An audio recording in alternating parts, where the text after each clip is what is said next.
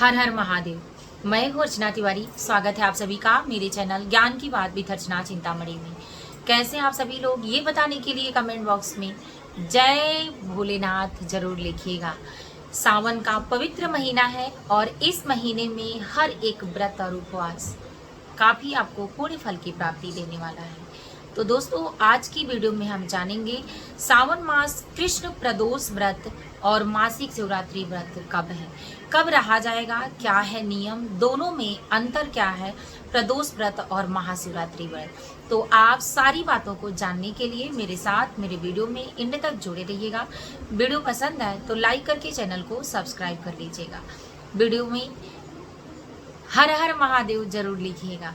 आप मेरी वीडियो कहाँ से देखते हैं जरूर बताइएगा।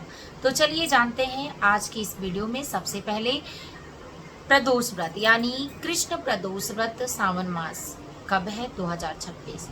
तो दोस्तों, प्रदोष व्रत और मासिक शिवरात्रि व्रत दोनों व्रत भगवान भोलेनाथ को समर्पित है।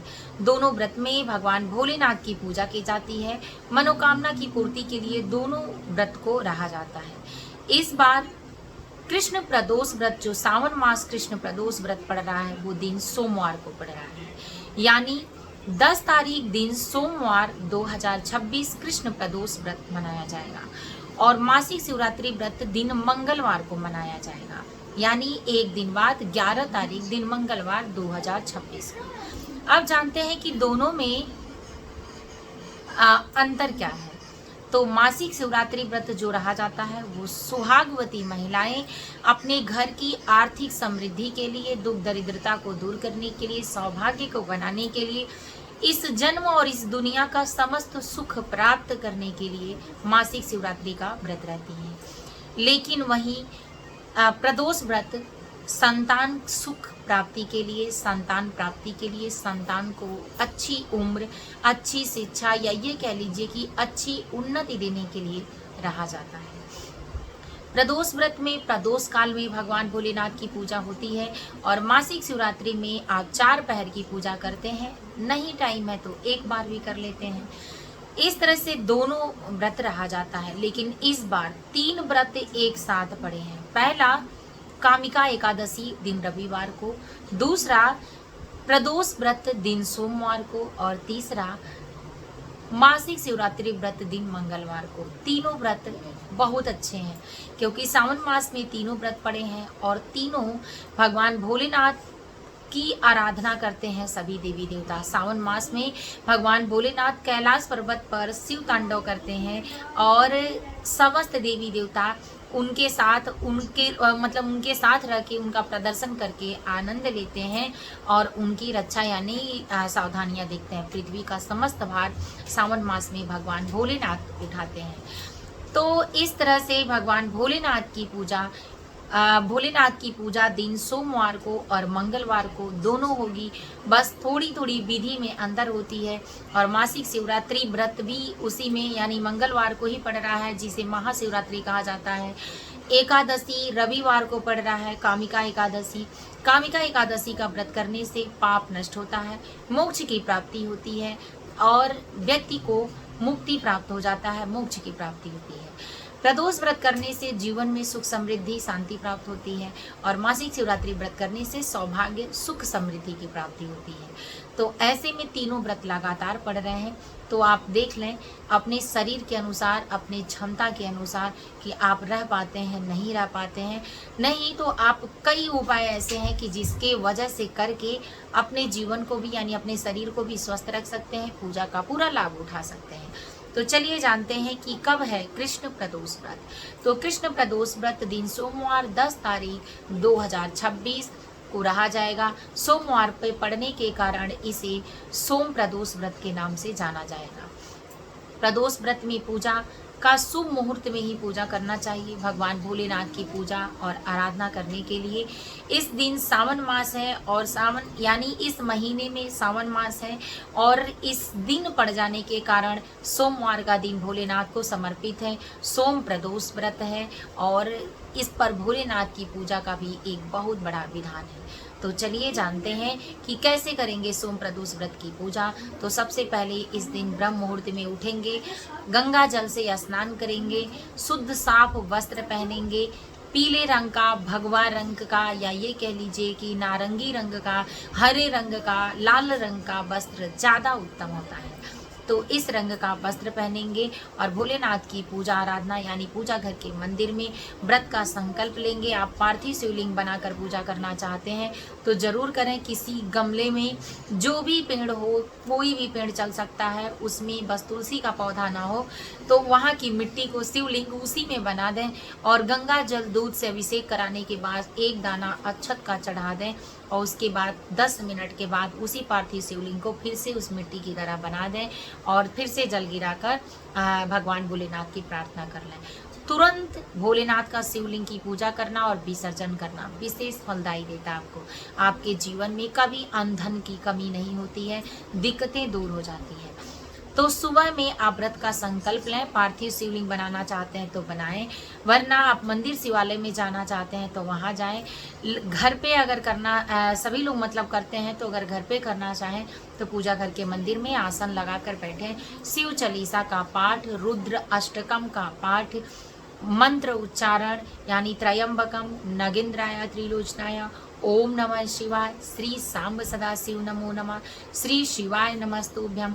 इस सभी बहुत बड़े बड़े ये मंत्र हैं और कई मंत्र इसमें बीज मंत्र हैं कि जिसकी आराधना पूजा करने से आपका जीवन धन्य हो जाएगा, आपके चक्र जागृत हो जाएंगे।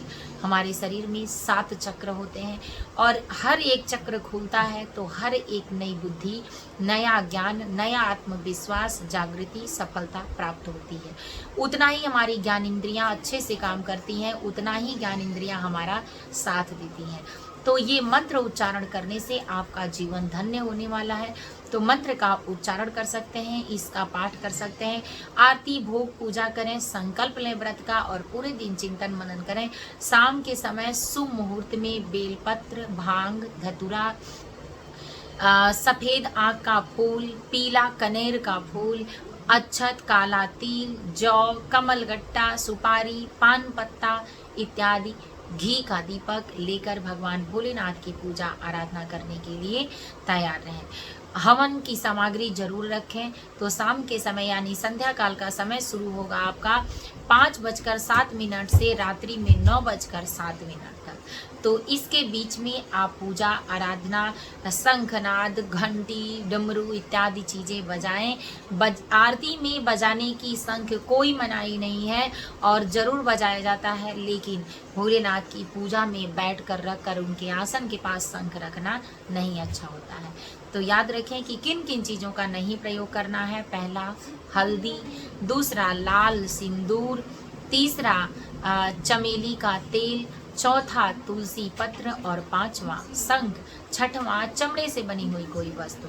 तो इन चीज़ों को भगवान भोलेनाथ की पूजा में शामिल नहीं होना चाहिए। अब हम जानेंगे अभी अगला प्रश्न कि क्या एकादशी या मासिक शिवरात्रि या ये कह लीजिए कि प्रदोष व्रत के बीच में अगर महिला को पीरियड हो जाए या पीरियड में हो और व्रत हर बार करती हैं, करना चाहती हैं तो कैसे करें, गर्भवती महिलाएं कैसे करें, तो ये सारे नियम जानेंगे। तो इसके बाद जानते हैं कि मासिक शिवरात्रि व्रत का है। तो मासिक शिवरात्रि व्रत दिन सोमवार को पड़ रहा है।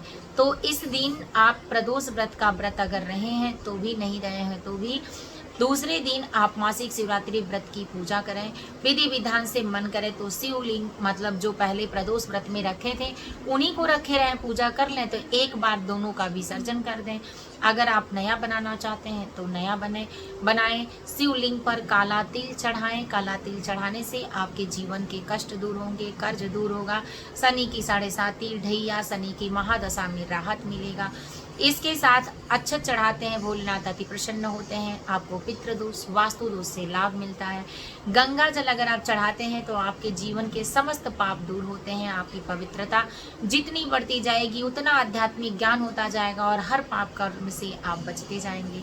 पंचामृत का अभिषेक करते हैं तो आपके जीवन में सुख, सौभाग्य, सौंदर्यता, स्वस्थता बढ़ती है और आपके जीवन को धन्य बनाने के लिए यह भोलेनाथ विशेष कृपा करते हैं। बेलपत्र चढ़ाते हैं, मनोकामना की पूर्ति होती है। भांग धतूरा चढ़ाने से जीवन के समस्त कष्ट दूर होते हैं, किया कराया दूर होता है। फूल इत्यादि चीज़ें चढ़ाने से भोलेनाथ प्रसन्न होते हैं। घी का दीपक लगाने से जीवन में सुख समृद्धि बढ़ती है। सरसों के तेल का दीपक जलाने से कष्ट कटता है। तिल का तेल जलाने से घर की दरिद्रता दूर होती है। तो ये बहुत सारे ऐसे ज्ञान हैं कि जिसको आप जान रहे होंगे। आशा करती हूँ कि ये वीडियो बेहद आपके लिए खास और अच्छा होगा, आपको पसंद आएगा, आपको ज्ञान की प्राप्ति होगी, आप सही तरीके से भोलेनाथ की पूजा कर पाएंगी या कर पाएंगे। तो महाशिवरात्रि की पूजा 4 पहर में कर पाएंगे। पहला पहर सुबह में दूध चढ़ाकर, गंगा जल चढ़ाकर शिवलिंग की पूजा करें। दूसरा पहर दोपहर के समय दही चढ़ाकर, फूल पत्ती इत्यादि चढ़ाकर पूजा करें। तीसरे पहर में शहद चढ़ाकर पूजा करें और चौथे पहर में यानी रात्रि के समय जब आप दीपक जलाते हैं तब घी चढ़ाकर पूजा करें। और फिर जब आप उसके समय शाम को संध्या और वो सब करते हैं पूजा, दीपदान या इत्यादि, या जब प्रदोष काल चलता है तो उसमें शक्कर चढ़ाकर पूजा करें। तो ऐसे पंचामृत के समान आप सारी चीज़ें चढ़ाएंगे, ऋतु फल, फल फ्रूट इत्यादि, तो आपके जीवन में शुभता बढ़ेगी। और सनातन धर्म में ये सारी पूजा आपको करने के बाद एक आध्यात्मिक ज्ञान की प्राप्ति होगी। भोलेनाथ की कृपा आप पर बरसेगी, आपका जीवन शुद्ध होगा, उतनी सकारात्मक शक्तियाँ आपके अंदर जागृत होंगी, आपके चक्र जागृत होंगे और आपके जीवन में धन धान्य की वृद्धि करेंगे। जब व्यक्ति सकारात्मक हो जाता है तो डर उसके अंदर से दूर हो जाता है, तो उसके द्वारा किया गया सभी कार्य सकारात्मक रूप से किया जाता है, तो वो हर कार्य सफलता को प्राप्त होता है। कहते हैं कि निडरता वहाँ काम नहीं करती जहाँ आप भीड़ में होते हैं, पर जहाँ आप अकेले होते हैं वहाँ आपका निडरता काम करता है। और यही एक जगह है कि जहाँ से आप खुद को पहचानते हैं। जब खुद की पहचान आप करने लगते हैं तो किसी के अच्छा और बुरा कहने से आपको फ़र्क नहीं पड़ता है और किसी का साथ हो या ना हो आप कमज़ोर नहीं पड़ते हैं। तो उम्मीद है कि ये सारी बातें आपको समझ में आ गई होंगी। व्रत, अब रहा सवाल कि क्या तीनों व्रत लगातार हम रह सकते हैं, रहते हैं तो क्या करें?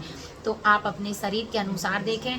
आप चाहें तो मासिक शिवरात्रि की पूजा करके, सिर्फ कहते हैं मासिक शिवरात्रि की पूजा में जल और धूप दीप नैवेद्य चढ़ाकर आप आराधना कर लें, तो सिर्फ जल चढ़ाने मात्र से, हवन पूजा करने के मात्र से कलह क्लेश दूर हो जाता है और भोलेनाथ अपने भक्त पर प्रसन्न होते हैं।